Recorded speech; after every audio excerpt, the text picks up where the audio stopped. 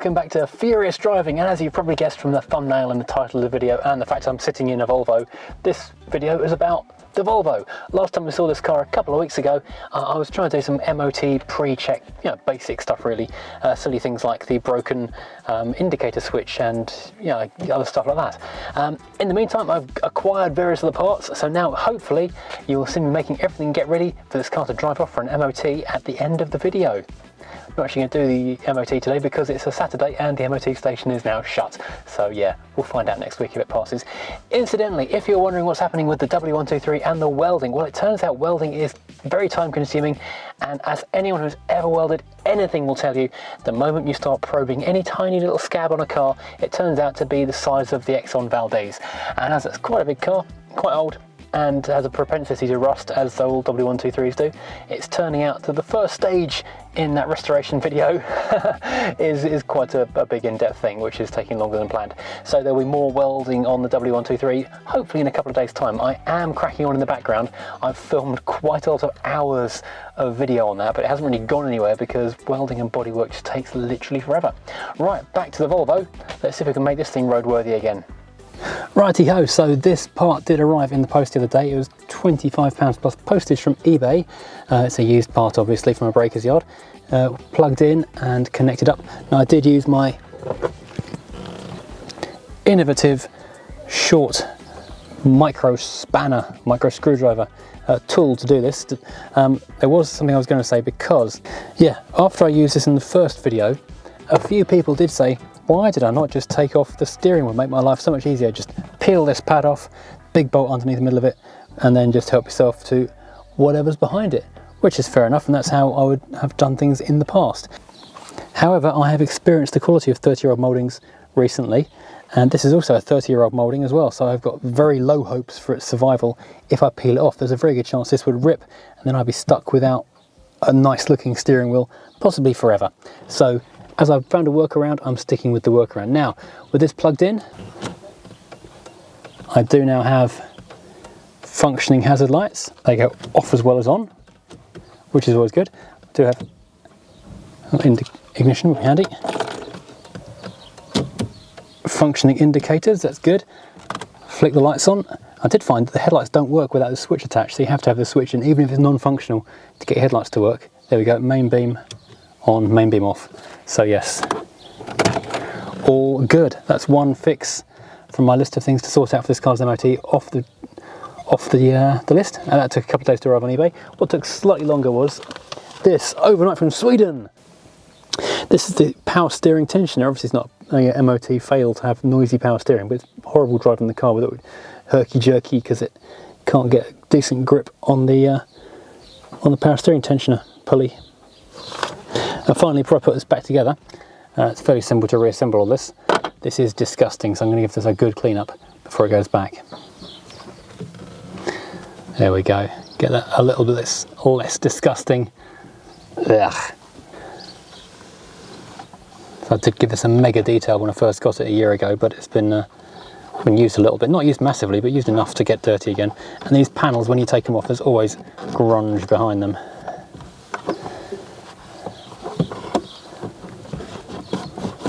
Right, that's all cleaned up inside and out. Obviously I showed you that the wrong way around. That was pretty grim on the inside, and now I can just reassemble.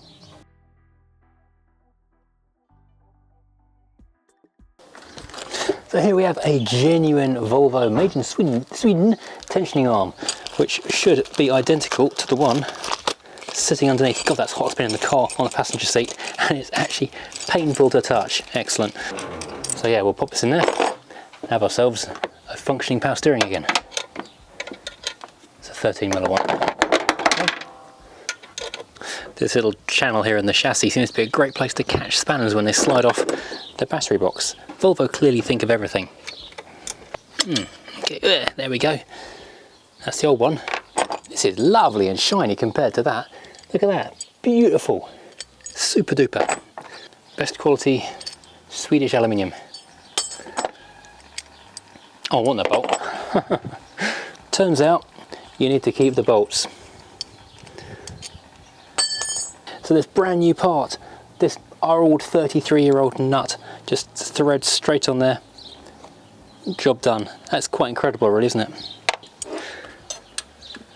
It's probably easier to put this one in first.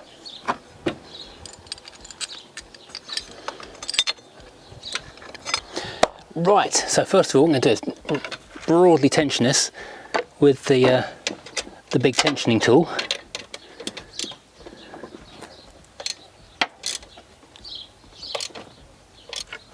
Right, that's a bit loose still though. So now we go in with, I think it's 8mm. Oops, put it somewhere safe. No, it's not 8mm. A 10mm? It's a 10. And I think if we turn it that way, it tensions it out, which we'll see.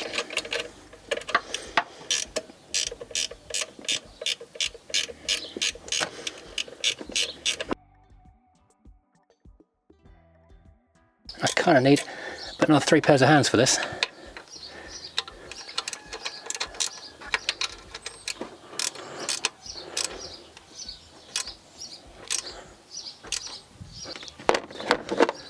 Now if I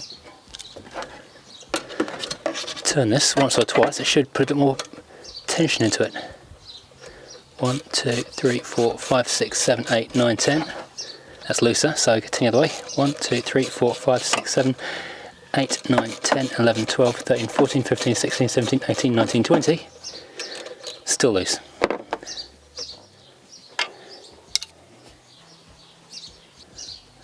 That actually feels pretty good there. Let's give that a whirl.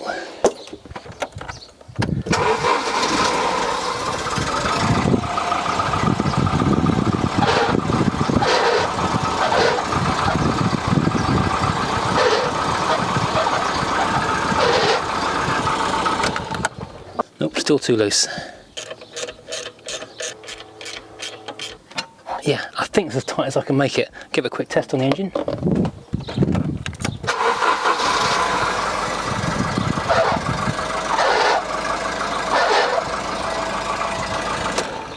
That's really odd. Every time I get it really tight on the pulley, then I turn the engine on and try it, it seems to slacken off. Not quite sure why. Maybe I'll ask the MOT garage to quickly have a look at it, because I can't see why it's not tightening up as much as it should. Well, this is really, really annoying and strange. I just had Mrs. Furious out here putting pressure on the breaker bar to get this thing nice and tight, and it is really, really tight. But I've just started the engine yet again, and it still squeaks and slides, and having been running, the thing slides even worse. I don't know why it's not adjusting up as tight as it needs to go. So, in an unexpected turn of events, I came home and found Chris Smith, famous for helping sort out Quentin in the car park, fixing a car next door. So I asked him to have a quick look at this tensioner, which won't tension. Is it tensioning? No, it's not tensioning. That is at full tension. So is it wrong belt then? Yes, it is. Yes. Okay. Unfortunately, that has got a size belt that will fit me, and it needs one that fits you.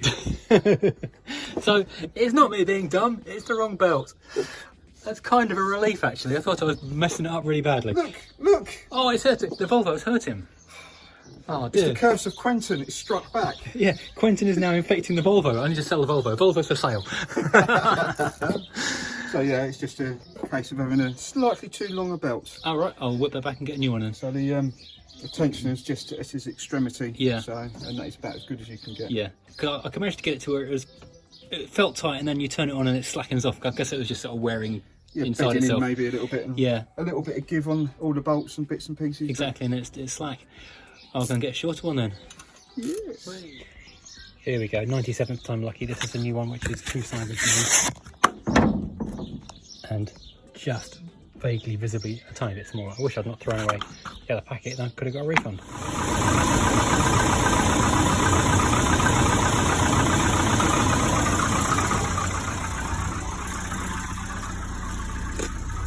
There you go, now non-squeaky. You know what the old phrase, 97th time's the charm? All fixed. Right, in the last video of the Volvo, we were trying to get this top Flexi Hose off to replace it with a nice shiny new one. But this lower bolt was not playing at all. This one on this end just undid relatively easily. So in the last week or so, I have been daily dousing this with, where's it gone? Whoops.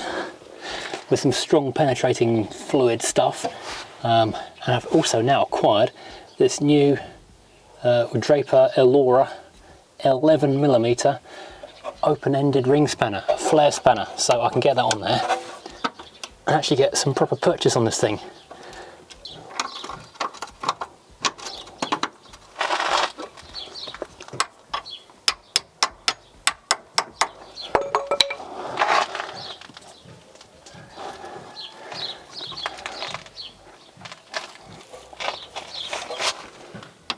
No, it's just rounding off again. I've never seen anything quite so heavily corroded in place. That is not doing a thing. No, that's not helping at all. I think the only way to fix that is going to be to cut the end off and thread a new, flare a new nut onto it.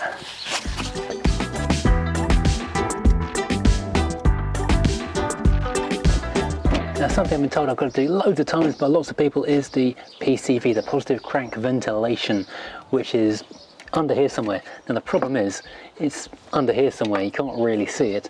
And looking at all the guides online, you just basically see someone with the hand underneath here, which is not frantically helpful. What it does, it catches the excess oil, vapours, nasty stuff, and stops them going down the exhaust, gets them back into the crankcase to be burnt off and be more ecologically friendly. So lurking down here underneath the intake manifold and behind the Bosch cage electronic and all its clever gubbins and stuff, which you really don't want to be disturbing, and kind of hard to see what we're looking at because it's all covered in this white goop out of the radiator, is the PCV, the positive crank ventilation. This large pipe here runs from the bottom of something down here up to the flame trap on the top of the collector box, and so it's kind of important. But it's also very hard to remove because all of this stuff in the way here. I'm going to see if I can clean out the flame trap. I should have brought a new one, but I forgot. It is very oily and goopy. I can see this down here. Just touching it, my hand is like that. Yuck. Let's get some brake clean in there to start with. Now you should be able to just pull this breather pipe off, but it doesn't want to come. And the whole thing I have here is I don't want to force anything, and I don't want to break anything. And I don't really want to go and disturb all of this stuff here, because having played with Bosch cage electronic before, I know from experience I don't want to disturb it. It's also really hard to see what I'm doing down here because that explosion of radiator fluid from last summer has turned everything white, so you can't really tell the difference between metal, plastic, and God knows what else.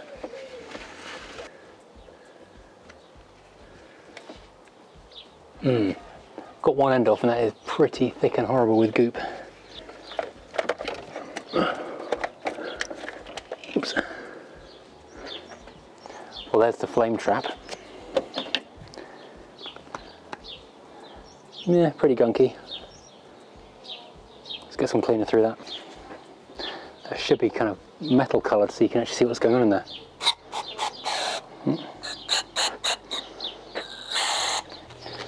Well, I said they look pretty grim, but to be honest, there's not a lot of gunk coming out of this thing, so maybe it's not that bad after all.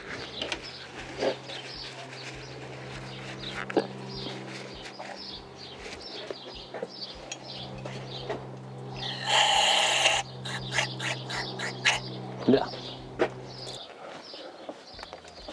God, it's an absolute rat's nest of pipes and things down there.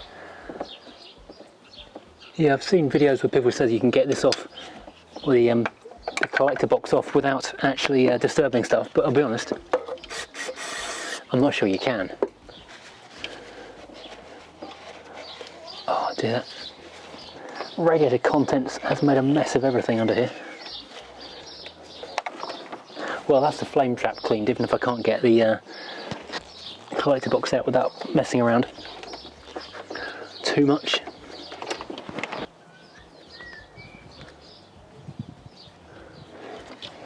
This pipe's grubby, but it's not end of the world grubby. It's not blocked, that's for sure. Well, thanks for watching. Hopefully we've now got everything done to a level on this car that it can whistle through an MOT. We've now got functioning control stalks. That one is no longer functioning. We've got belts on the power steering, the alternator and stuff that are not squeaky and rattly, and the car will go around the corner, keep on charging and keep on running, which is all good. Now the brake pipe thingamadoo-dee-dee. The twin line system means that one of these lines is basically redundant. The car feels like it's absolutely fine. It might even be nothing wrong with the pipe at all. It may just be the bleed part of the caliper is bunged up with stuff and it's actually working completely fine. I don't know.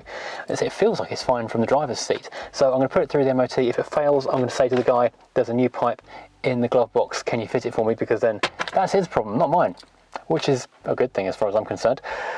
So yes, I'm going to take this car off now, leave it at the garage, get an MOT in a couple of days' time, and I will report back and see if this car is now safe for another year's motoring. We'll find out shortly.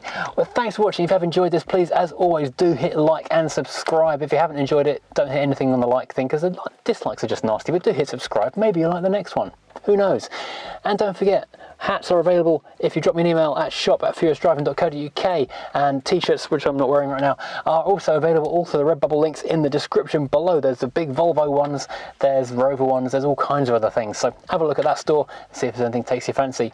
And if you want to support the channel, you can become a channel member by hitting the link below, or join us on Patreon, which is a way of helping us keeping these things going and buying bits like this which we then can't fit. Never mind. Anyway, join me again next time, and thanks for watching. Take care, everybody.